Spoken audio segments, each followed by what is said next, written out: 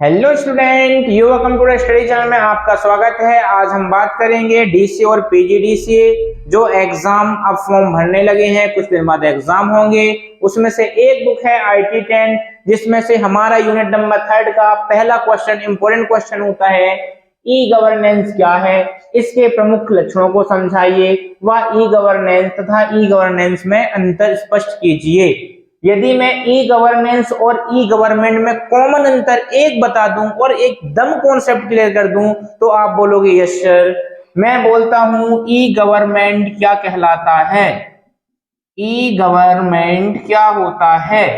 तो जो भी जितने सरकारी काम होते हैं वो सब क्या कहलाते हैं? गवर्नमेंट। और जितनी भी योजनाएं निकाली जाती हैं, चाहे मुख्यमंत्री हो चाहे प्रधानमंत्री हो, वो सब ई गवर्नमेंट कहलाती हैं। लेकिन इस योजनाओं को इलेक्ट्रॉनिक रूप से देखना ई गवर्नमेंट कहलाता है, राइट। जितनी भी गवर्नमेंट कार्य होते हैं, गवर्नमेंट योजनाएं होती हैं, इन योजनाओं को इलेक्ट्रॉनिक रूप से देखना ई गवर्नमेंट कहलाता है। अब बात करते हैं हम ई गवर्नेंस क्या होता है।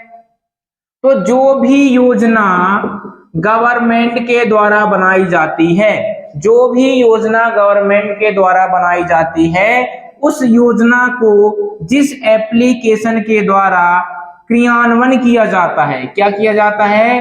क्रियान्वयन किया जाता है, उसे क्या कहते हैं? ई गवर्नेंस कहते हैं, राइट।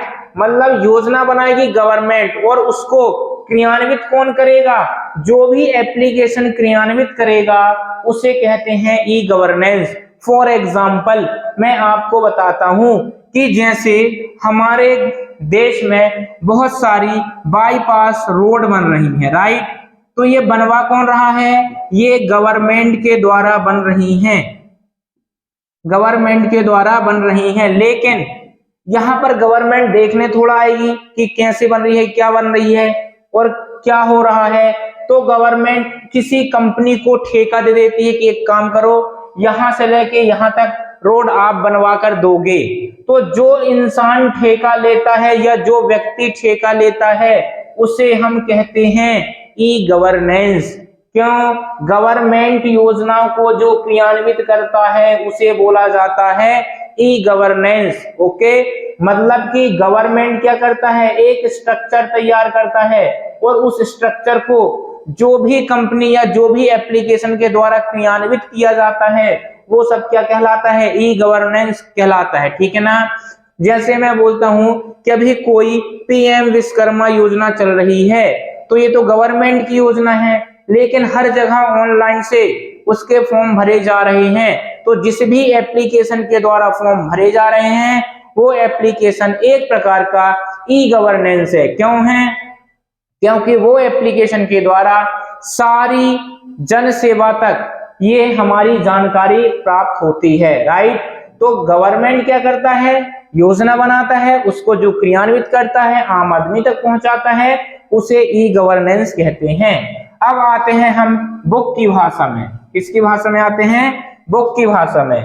तो बुक की भाषा में हमारी जो डेफिनेशन हो सकती है वो ये हो सकती है कि जो हमारी ई गवर्नेंस है उसकी डेफिनेशन में कैसे लिख सकता हूं कि जो हमारा ई गवर्नेंस है, बहुत अच्छे से समझना, ई गवर्नेंस, जो हमारा ई गवर्नेंस है यह इंफॉर्मेशन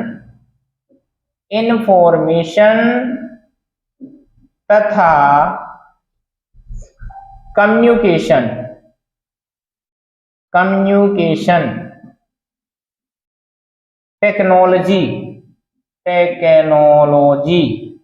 टेक्नोलॉजी मतलब क्या होता है? तकनीकी, जिसका उपयोग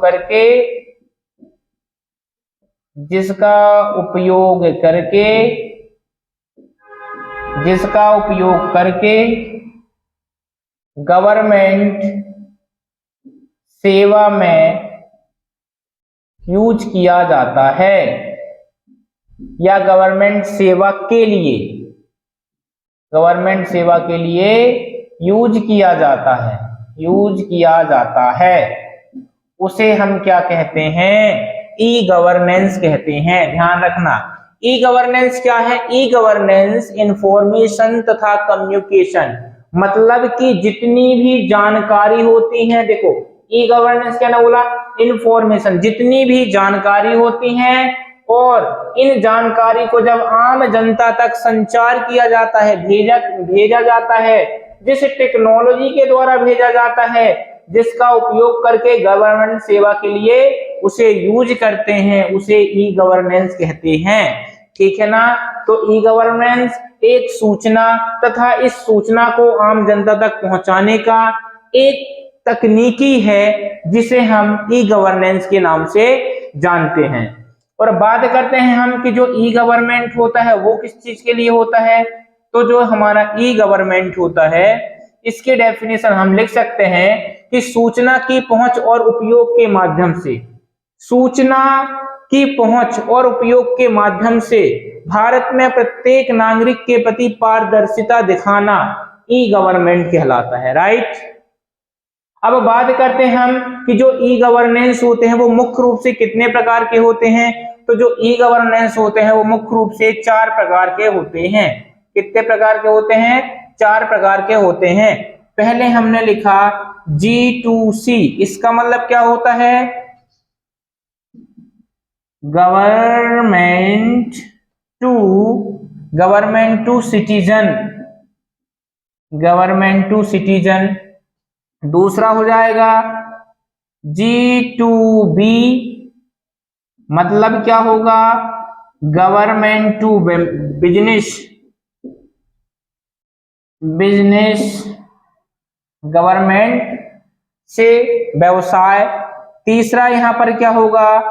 G2B हो गया, G2C हो गया और G2G, government to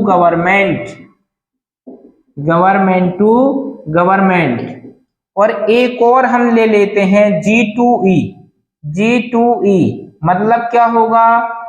government to employ का मतलब क्या होगा? यहाँ पर कर्मचारी हो जाएगा। ठीक है ना। एम्प्लॉय स्पेलिंग सही है क्या? देख लेना, कोई दिक्कत नहीं है। ठीक है, गवर्नमेंट टू एम्प्लॉय। अब यदि मैं बात करता हूं गवर्नमेंट टू सिटीजन, इसका मतलब क्या होता है? जो हमारा ई गवर्नेंस होते हैं वो मुख्य रूप से मैंने कितने प्रकार के बताए? 4 प्रकार के। Government to citizen, government to business, government to government और गवर्नमेंट टू एम्प्लॉय। अब ये कैसे काम करता है?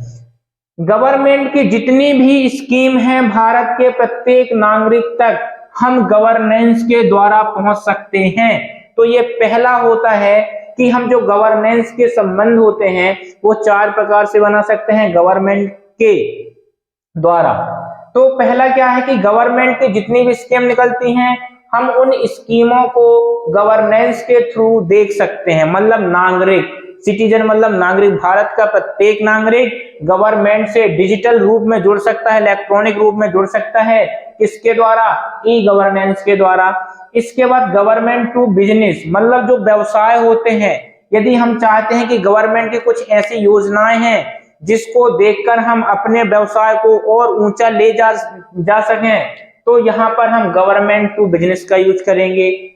ठीक है। और गवर्नमेंट टू गवर्नमेंट क्या होता है? ऐसे बहुत सरकारी काम होते हैं और सरकारी ऑफिस होते हैं जिसकी सहायता से हम अनेक काम को कर सकते हैं। तो वो हमारा क्या कहलाता है? Government to government. मतलब गवर्नमेंट जितने भी कर्मचारी होते हैं और गवर्नमेंट ऑफिस होते हैं उनका कनेक्शन क्या कहलाता है? हमारा गवर्नमेंट टू गवर्नमेंट। और गवर्नमेंट टू एम्प्लॉय का मतलब क्या होता है? जब गवर्नमेंट स्कीम के द्वारा कोई भी कर्मचारी इसका फायदा ले ले तो उसको हम क्या बोलेंगे? G2E बोलेंगे। राइट। तो मैंने आपको बताया कि जो गवर्नेंस होते हैं मुख्य रूप से 4 प्रकार के होते हैं। तो इसके बाद हम बात करेंगे इसके प्रमुख लक्षण कौन कौन से हैं। ठीक है। फिर इसके कुछ हानि लाभ सारी चीजें मैं बताऊंगा। तो मैं इस वीडियो को पुश करता हूं, इसके बाद यहां पर मैं लक्षण लिखता हूं जिसमें इसकी वीडियो लॉन्ग ना हो सके।